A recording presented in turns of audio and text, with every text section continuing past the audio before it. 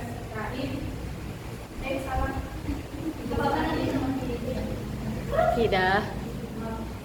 Saya Siti Olivia akan menjelaskan materi tentang akidah akhlak yang berjudul Sejarah Turunnya Al-Quran.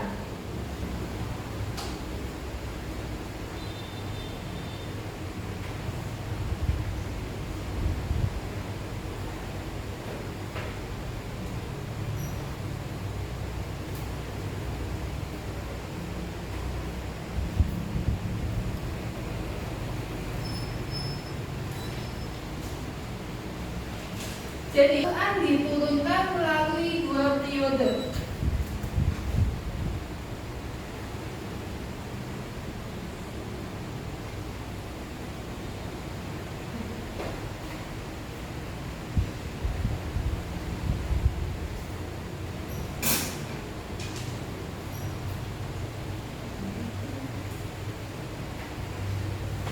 Yang pertama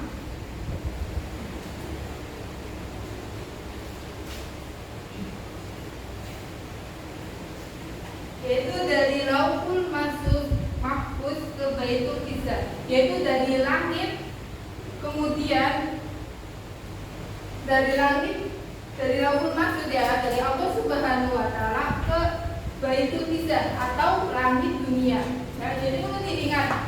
Pertama itu Al-Quran itu tuh dari Allah itu disimpan dulu di langit dunia atau yang bisa disebut dengan Baitul Izzah.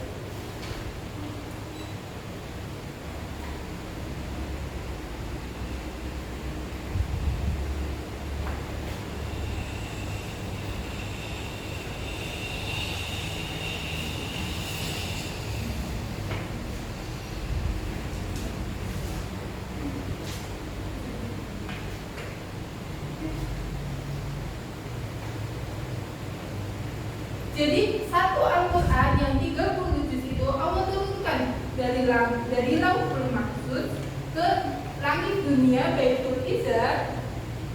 Kemudian setelah itu dari Baitul Izzah baru lewat malaikat Jibril diturunkan kepada Nabi Muhammad SAW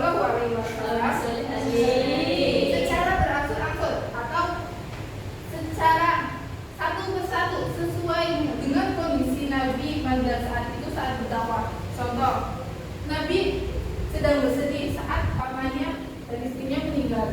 Disitulah Nabi Muhammad menurunkan surat Al-Isra, mengajak Nabi untuk Isra Mi'raj. Sehingga di situ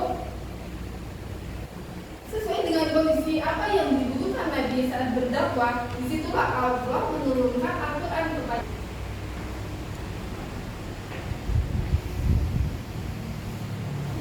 dari Baitul Izzah.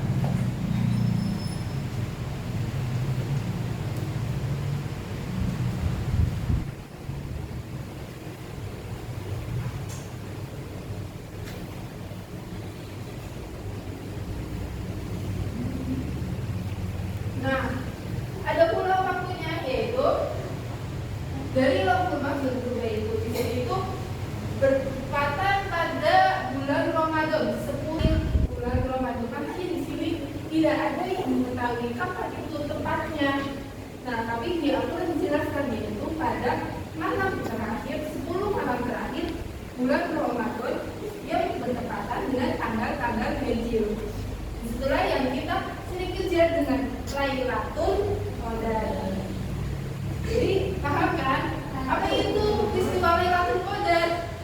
Jadi peristiwa Lailatul Qadar itu adalah turunnya 3 bulan Quran dari Allah disimpan ke langit dunia yang disebut dengan Baitul Izzah. Setelah tanggal itu tidak tahu ya kapan waktunya. Kemudian di pertengahan bulan di bulan Ramadan saat Nabi Muhammad sedang berdiam diri ya pada tanggal 17 Agustus Allah memerintahkan malaikat Jibril menurunkan satu surat ya, yaitu surat Al-Alaq kepada Nabi Muhammad SAW pada tanggal 17 Ramadan. Jadi pada tanggal 17 Ramadan itu juga kan kita ada doa ya.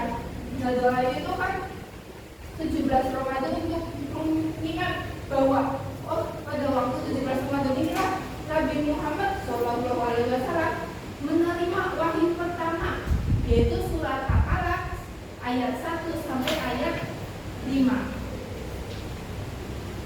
Sampai sini ada yang mau ditanyakan tentang proses turunnya Al-Quran? Kalau tidak ada, mari kita lanjut.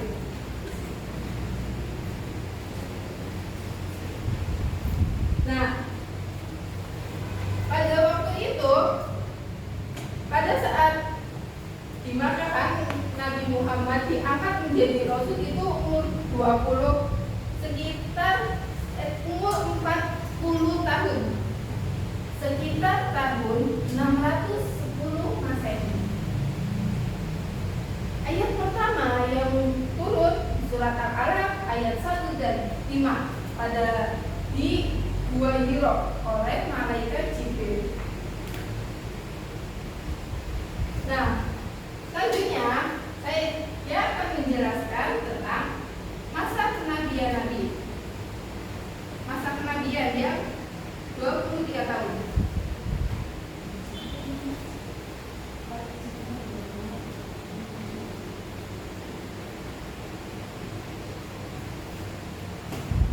Jadi usia Nabi Muhammad itu kan 63.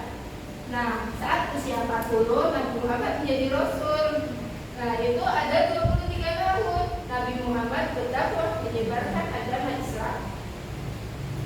Nah, 13 tahun itu Nabi Muhammad berdakwah di Mekah. Tepatnya itu 12 tahun 5 bulan.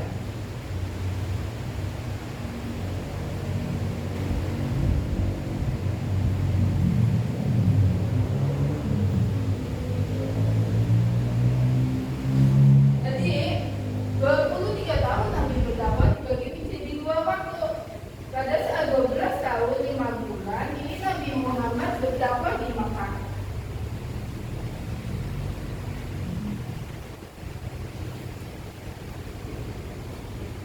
Kemudian saat Nabi Muhammad berdakwah di Makkah, setiap ayat yang turun kepada Nabi Muhammad untuk berdakwah itu dinamakan surat Makkiyah atau surat yang diturunkan oleh Allah sebelum Nabi Muhammad hijrah ke Madinah.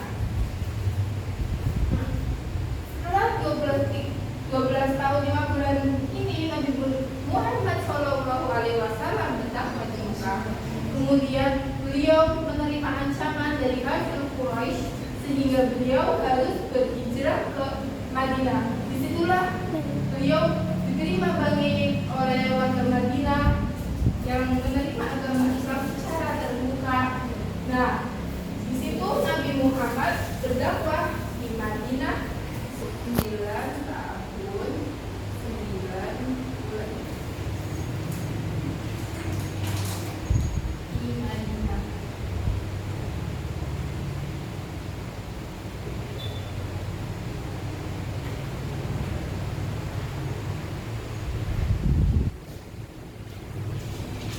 Jadi kan ini kan nanti dihitungnya itu 13 tahun, ini yang 10 tahun ya. 13 tahun Nabi Muhammad berdakwah di Mekah, kemudian 10 tahun Nabi Muhammad berdakwah di Madinah. Nah, setelah Nabi Muhammad berdakwah menyebarkan agama Islam di Madinah, ayat-ayat yang turun kepada Nabi Muhammad itu disebut surat Madaniyah. Jadi bisa tahu ya teman-teman, adik-adik, apa itu perbedaan surat Madinah dan Makkiyah?